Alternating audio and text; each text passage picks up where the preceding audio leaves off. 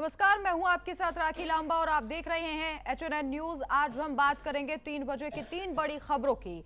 पहली खबर बिहार चुनाव से जुड़ी हुई है, जहां बिहार विधानसभा चुनाव के दूसरे चरण में 20 जिलों की 122 विधानसभा सीटों पर 11 नवंबर को मतदान होगा। दूसरी खबर गोरखपुर से है, जहां सरदार वल्लभ भाई पटेल की स्मृति में एकता यात्रा को हरी झंडी दिखाने के दौरान मुख्यमंत्री योगी आदित्यनाथ ने बड़ा बयान दिया।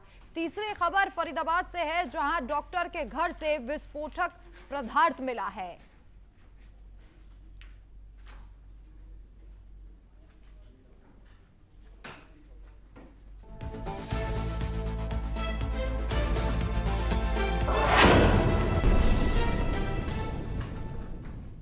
तो बिहार विधानसभा चुनाव के दूसरे चरण में 20 जिलों की 122 विधानसभा सीटों पर 11 नवंबर को मतदान होगा। चुनाव आयोग ने दूसरे चरण के लिए 45,399 मतदान केंद्र बनाए हैं, जिनमें से 4,109 बूथों को संवेदनशील घोषित किया गया है। सुरक्षा कारणों से इन संवेदनशील बूथों पर वोटिंग का समय घटा दिया गया है। इनमें से 19 विधानसभा सीटों के 4,003 बूथों पर शाम 4 बजे तक और बोधगया के 106 बूथों पर शाम 5 बजे तक मतदान होगा। बाकी 41,290 बूथों पर वोटिंग का समय सुबह 7 बजे से शाम 6 बजे तक रहेगा। और इसी के साथ साथ जानकारी दे दें कि बिहार विधानसभा चुनाव के दूसरे चरण में कुल 1,165 पुरुष उम्मीदवार उनकी किस्मत का फैसला होगा। इसके साथ ही 136 महिला उम्मीदवार भी मैदान में है, जबकि एक थर्ड जेंडर उम्मीदवार भी चुनावी मुकाबले में अपनी किस्मत आजमा रहा है। 122 सीटों पर होने वाले इस चरण के मतदान में सभी उम्मीदवारों के राजनीतिक भविष्य का फैसला 11 नवंबर को वोटिंग के जरिए होगा।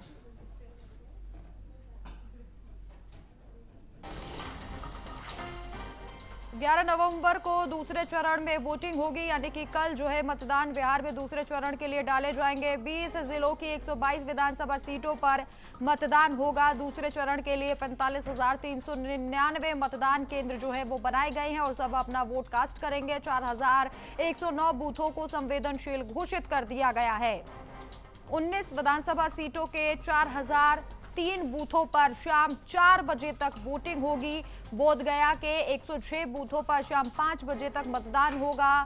कई जगह समय जो है मतदान का घटाया गया है। 41,290 बूथों पर वोटिंग का समय सुबह 7 बजे से शाम 6 बजे तक का होगा। दूसरे चरण में कुल 1,165 पुरुष उम्मीदवारों की किस्मत का फैसला होगा। दूसरे चरण में मैदान में 136 मैदान में महिला उम्मीदवार हैं। 1 नवंबर को दूसरे चरण में मतदान किया जाएगा। अभिषेक आनंद हमारे संवाददाता न्यूज रूम से अधिक जानकारी के लिए हमारे साथ जुड़ गए हैं। अभिषेक, कल वोटिंग होगी दूसरे चरण के लिए, क्या कुछ तैयारियां भी की गई हैं? बिल्कुल राखी, देखिए कल जो है वोटिंग होना है, जिसके बाद जो है पूरी सुरक्षा का दृष्टिकोण से अगर मैं बात करूं तो तमाम जगहों पर जितने बूथ जो बनाए गए हैं वहां पर पुलिसकर्मी जो है वो लगातार तैनात कर दिए गए हैं। और जिस तरीके से जो वहां पे जो सुरक्षा व्यवस्था जो बनाई गई है, जो महिलाओं के लिए जो अलग से एक कंपार्टमेंट बनाया गया है कि उसी रॉ में वो महिलाएं भी जाएंगी, अलग से पुरुषों के लिए बनाया गया है। लगातार दिव्यांग जनों के लिए भी अलग से बनाया गया है कि उनको किसी तरीके की तकलीफ ना हो।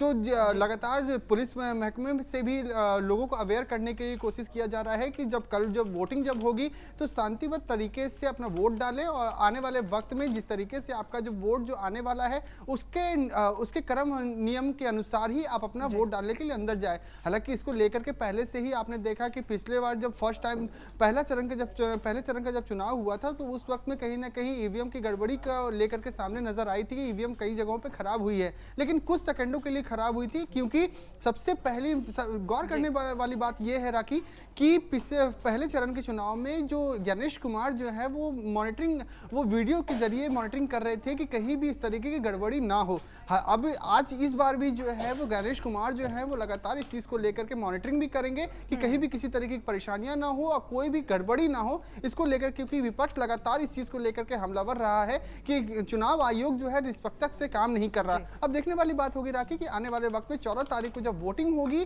जब काउंटिंग होगी तो उसमें किसके खेमे में कितना वोट आता है और किसके सिर पे ताजपोशी होती है। अगर दूसरे चरण की बात कर ले अभिषेक, तो कौन कौन सी सीटें हैं जो हॉट सीट के तौर पर देखी जा रही है? देखिए जमुई डिस्ट्रिक्ट जो है, क्योंकि जमुई डिस्ट्रिक्ट में भी वहाँ पर काफ़ी ज़्यादा हॉट सीट माना जाता है, क्योंकि मैं जब ग्राउंड लेवल पे वहाँ पर था तो लोगों का साफ तौर पे जो एक रुझान जो साफ तौर पे देखने को मिला, क्योंकि आरजेडी जो है वहाँ पे बढ़त बनाती हुई नजर आ रही है। ऐसे में लोगों का साफ तौर पे कहना है कि जंगल राज जो है बिहार में काफ़ी ज़्यादा हो चुका है। मैंने कई लोगों से जब मैंने वहाँ पे बातचीत भी किया तो मैंने प्रशांत किशोर के बारे में पूछा, नीतीश कुमार के बारे में पूछा, तो उन्होंने साफ तौर पर यह कहा कि नीतीश कुमार जो है वो सिर्फ अपने सत्ता के लोभी हैं, सत्ता के लिए वो जाने जाते हैं। अगर आरजेडी की सरकार जब बनती है तो कहीं ना कहीं आने वाले वक्त में वो पलट भी सकते हैं, क्योंकि उनका दूसरा नाम एक पलटू राम के नाम से भी दिया गया है। तो ऐसे में साफ तौर पे जनता में एक आक्रोश भी नजर आ रहा है। अब आने वाले वक्त में जिस जमुई में भी है, कई जगह पर भी है, और भी जगहों पर जिस तरीके से जो इस बार जो है कांटे की टक्कर है दोनों के बीच में, तो अभी कहना काफी मुश्किल है। 14 तारीख को ही पता चलेगा कि समय क्या बताता है। दूसरे चरण की अगर हम बात कर ले तो कई हॉट सीटें भी हैं। इस बार दूसरे चरण में वोटर्स जो है वो भी अलग है और उनके मुद्दे भी अलग है। क्या सियासी समीकरण जो है वो बदले से नजर आ सकते हैं? बिल्कुल राखी, देखिए वोटर्स जो है इस बार पूरा माइंड सेट करके आ रहे हैं, जो वोट डालने के लिए जा रहे हैं कि इस बार किसी भी तरीके की गड़बड़ियां ना हो, क्योंकि आरजेडी ने जिस तरीके से जो मैनिफेस्टो तैयार किए हैं, जो प्रेस कॉन्फ्रेंस करके उन्होंने जो वादे जो किए हैं, इस पे तमाम युवा जो है वो काफ़ी ज़्यादा उत्साह में भी नजर आ रहे हैं। तो ऐसे में साफ तौर पर, क्योंकि मेन मुद्दा जो है राखी, बार बार मैं इस चीज़ को इस वजह से दोहरा रहा हूँ क्योंकि बिहार में जंगल राज और जिस तरीके से बेरोजगारी की समस्या है, पलायन का जो समस्या है, वो सबसे ज़्यादा मेन फैक्टर बना हुआ है इस बार। तो इस बार युवा जो है, जो नए वोटर्स भी जो है वो इसी मुद्दे को ध्यान में रख करके वोट डालने के लिए जा रहे हैं कि आने वाले वक्त में हमारा भविष्य जो है वो अच्छा होगा, क्योंकि उन लोगों का डिमांड भी काफ़ी ज़्यादा डिमांड भी है कि वहाँ पे इंडस्ट्री फैक्ट्रीज बने। जब वहाँ पे अगर जो जॉब्स आएंगी तो वहाँ पे जो बाहर जो लोग जा रहे हैं वो बाहर ना जा करके बिहार का नाम रोशन करें। और क्योंकि आपने देखा कि एनडीए पार्टी नीतीश कुमार की सरकार किस तरीके से वो कह रही है कि हमारी सरकार जो है वो बिहार में जंगल राज नहीं है। बिहार में जो पिछली सरकार जो थी वो जंगल राज कर रही थी, लेकिन हमारे समय में जंगल राज नहीं है। लेकिन साफ तौर पे ये नजर आ रहा है, लोगों का साफ तौर पे ये कहना है कि जंगल राज है। अब आने वाले वक्त में ही पता चलेगा राखी कि किस तरीके से युवा जो है वो किस तरीके से उत्साह में नजर आते हैं। ठीक है, हमारे साथ अभिषेक आप बने रहिए, आगे खबरों में आपसे अपडेट लेंगे। और मुख्यमंत्री योगी आदित्यनाथ ने गोरखपुर का दौरा किया। इस दौरान सीएम योगी ने सरदार वल्लभ भाई पटेल की स्मृति में एकता यात्रा को हरी झंडी दिखाई, जिसके बाद मुख्यमंत्री योगी आदित्यनाथ ने एक बड़ा बयान दिया है। उन्होंने कहा कि हमें यह सुनिश्चित करना होगा कि भारत में अब कोई जिन्ना दोबारा पैदा ना हो। अगर कोई जिन्ना पैदा होता है तो उसे दफन करना होगा। सीएम योगी ने चेतावनी दी कि देश में फिर से विभाजन जैसी स्थिति नहीं आने दी जाएगी। आज कुछ लोग भाषा, जाति और क्षेत्र के नाम पर समाज को बांटने की कोशिश कर रहे हैं, लेकिन राष्ट्र से बड़ा कुछ नहीं। वहीं मुख्यमंत्री योगी आदित्यनाथ ने सरदार पटेल को श्रद्धांजलि देते हुए कहा कि लौह पुरुष ने अपने अदम्य साहस से देश को एक सूत्र में बांधा है। सभी से एकता, अखंडता और राष्ट्रहित को सर्वोपरि रखने का आह्वान किया है और कहा कि सरदार पटेल का आदर्श आज भी भारत की एकता और शक्ति का प्रतीक है।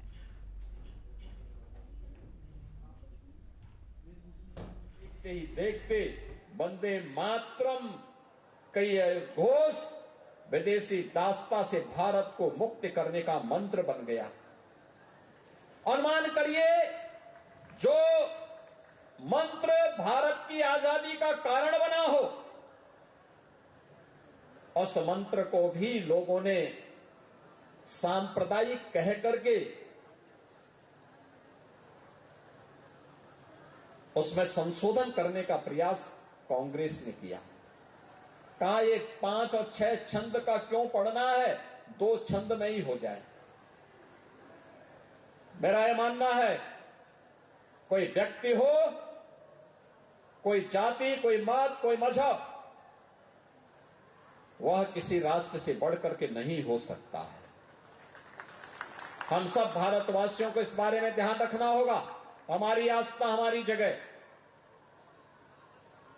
अगर हमारी आस्था हमारी राष्ट्रीय एकता और अखंडता में बाधा पैदा कर रही है, हमें उस आस्था को एक और करना होगा। सबसे पहले अपनी राष्ट्रीय अखंडता के लिए प्राणपण से जूझने के लिए तैयार होना होगा। भारत के एक नागरिक के रूप में हमारा दायित्व है। कुछ लोगों के लिए आज भी भारत की एकता और अखंडता से बढ़कर के उनका मत और मजहब बड़ा हो जाता है, उनकी व्यक्तिगत निष्ठा महत्वपूर्ण हो जाती है। और वास्तव में ऐसे लोग संदेह के दायरे में नहीं आते। भारत के एक नागरिक के रूप में हमारा दायित्व है कुछ लोगों के लिए आज भी भारत की एकता और अखंडता से बढ़कर के उनका मत और मजहब बड़ा हो जाता है, उनकी व्यक्तिगत निष्ठा महत्वपूर्ण हो जाती है। और वास्तव में ऐसे लोग संदेह के दायरे में नहीं आते। वंदे मातरम का विरोध का कोई औचित्य नहीं। और यह वंदे मातरम के खिलाफ जो विश्व नमन हो रहा है, मोहम्मद अली जौहर ने 1923 में कांग्रेस के अधिवेशन में, जिस कांग्रेस के अधिवेशन में 1896-97 में स्वयं गुरुदेव रविंद्रनाथ टैगोर ने इस पूरे वंदे मातरम गान को वहां पर सुनाया था, कांग्रेस के अधिवेशन में गाया था, अपने स्वर में गाया था। और 1896 से लेकर के 2022 तक कांग्रेस के हर अधिवेशन में यह गान होता था। लेकिन वंदे मातरम को कांग्रेस ने 1923 में जब मोहम्मद अली जौहर कांग्रेस के अध्यक्ष बने, वंदे मातरम का गान शुरू होते ही वह अध्यक्ष के पद से उड़ करके चले गए। उन्होंने वंदे मातरम गाने से इनकार कर दिया था। बहनों और भाइयों, वंदे मातरम का इस प्रकार का विरोध यही भारत के विभाजन का दुर्भाग्यपूर्ण कारण बना था। कांग्रेस ने अगर उस समय मोहम्मद अली जौहर को अध्यक्ष पद से बेदखल करके वंदे मातरम के माध्यम से भारत की राष्ट्रीयता का सम्मान किया होता, भारत का विभाजन नहीं होता। अभिषेक, हमारे संवाददाता लगातार हमारे साथ न्यूज रूम से जुड़े हुए हैं। अभिषेक, नए जिन्ना शब्द का इस्तेमाल कर सीएम योगी आदित्यनाथ किस ओर इशारा करना चाह रहे हैं? राखी, देखिए, जिस तरीके से आज जो एकता यात्रा जो निकाली गई है, साफ तौर पे सीएम योगी आदित्यनाथ जो है वो कांग्रेस पार्टी को और अखिलेश यादव को घेरते हुए नजर आ रहे हैं। क्योंकि पिछले जब उनकी कार्यकाल जब थे तो उसमें कई सारे चीज़ों को लेकर के उन्होंने जिस तरीके से वंदे मातरम को लेकर के उन्होंने कहा कि जिन्ना जब थे, जिस तरीके से उन्होंने काम किया, तो इसको लेकर के भी कहीं ना कहीं एक साफ तौर पर घेरते हुए नजर आए। हालांकि आपने देखा कि कांग्रेस पार्टी को किस तरीके से उन्होंने कहा कि जब उनके जो प्रदेश अध्यक्ष जब वहाँ पर जो थे, उन्होंने उनका एक कार्यक्रम चल रहा था, जब वंदे भारत जब वहाँ वंदे मातरम का जब वहाँ पे गाना जब बजा तो वो वहाँ से उठ करके चले गए। तो कहीं ना कहीं देश को बांटने की कोशिश करते थे।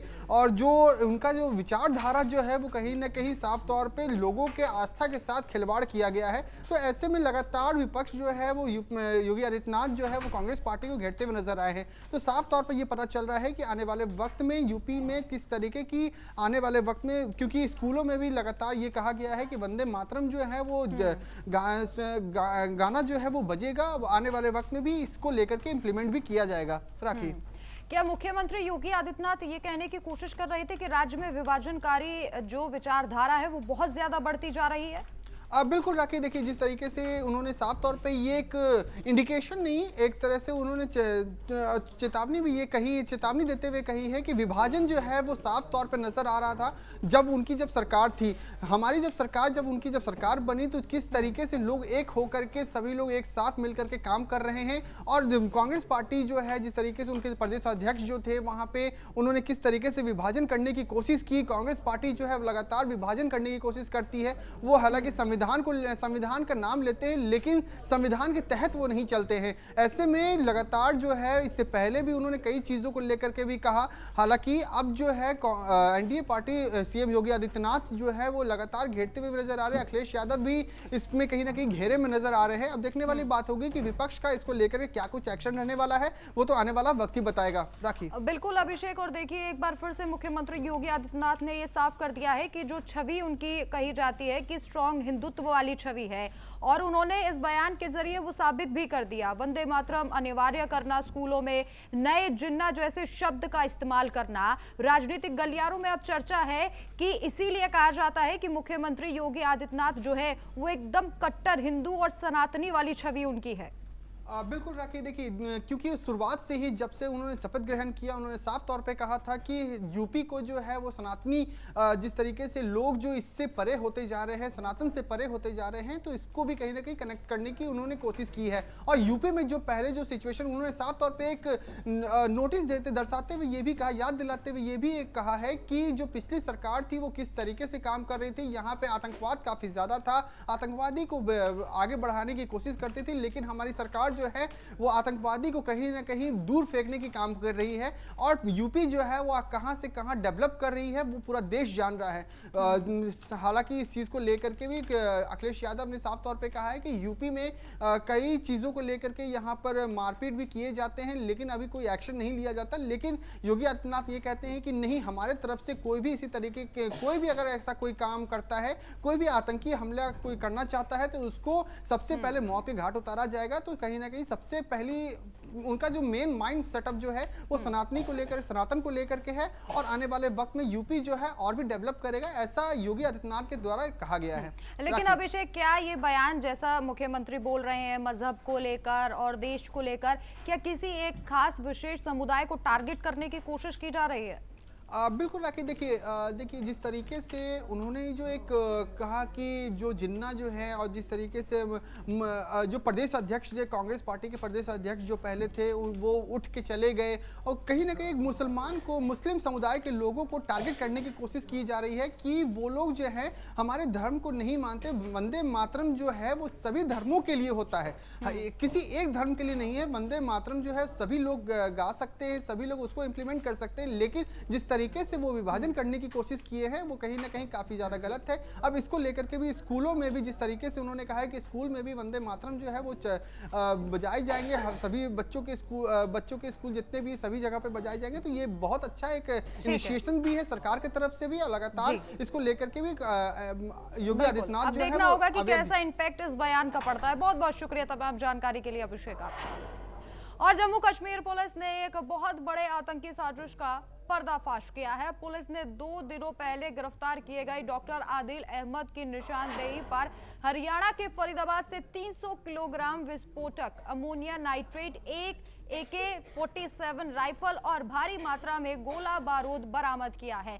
दरअसल 8 नवंबर को श्रीनगर पुलिस ने बड़ी कार्रवाई करते हुए सरकारी मेडिकल कॉलेज GMC अनंतनाग के पूर्व डॉक्टर आदिल अहमद के लॉकर से AK-47 राइफल बरामद की थी। इसके बाद पुलिस ने उसे गिरफ्तार कर पूछताछ शुरू की थी। जानकारी के मुताबिक आदिल अहमद अनंतनाग में सीनियर रेजिडेंट डॉक्टर के पद पर कार्यरत था, लेकिन उसके लॉकर से एक AK-47 राइफल बरामद होने के बाद सुरक्षा एजेंसियों को इसके आतंकी संगठन जैश से संबंध होने का शक और ज्यादा गहरा गया था। आतंकी संगठन से डॉक्टर का संबंध, जैश से संबंधों को लेकर जब पूरे मामले की जांच की गई तो डॉक्टर के ठिकाने फरीदाबाद से भारी मात्रा में विस्फोटक अमोनिया नाइट्रेट बरामद किया गया है। उसकी निशानदेही पर ही पुलिस की टीम ने फरीदाबाद में छापेमारी की थी, जहां से करीब 300 किलो विस्फोटक अमोनिया नाइट्रेट, एक AK-47 राइफल और कई राउंड जिंदा कारतूस बरामद किए गए। पुलिस का कहना है कि ये विस्फोटक सामग्री किसी बड़े आतंकी हमले में इस्तेमाल की जा सकती थी। एक पिस्टल, 8 जिंदा कारतूस, 2 खाली कारतूस, 2 मैगजीन बरामद किए गए हैं। तो आपको बता रहे हैं कि कमरे से क्या क्या सामान बरामद किया गया है। 8 बड़े सूटकेस और 4 छोटे सूटकेस बरामद किए गए हैं। 360 किलो ज्वलनशील पदार्थ भी बरामद किया गया है। 60 किलो अमोनिया नाइट्रेट, 2 राइफल भी पुलिस के द्वारा बरामद की गई है। इसके अलावा walkie talkie set, electric wiring बरामद की गई है। और साथ ही किराए के कमरे में रखा था 360 किलो विस्फोटक, जो पुलिस ने बरामद किया है।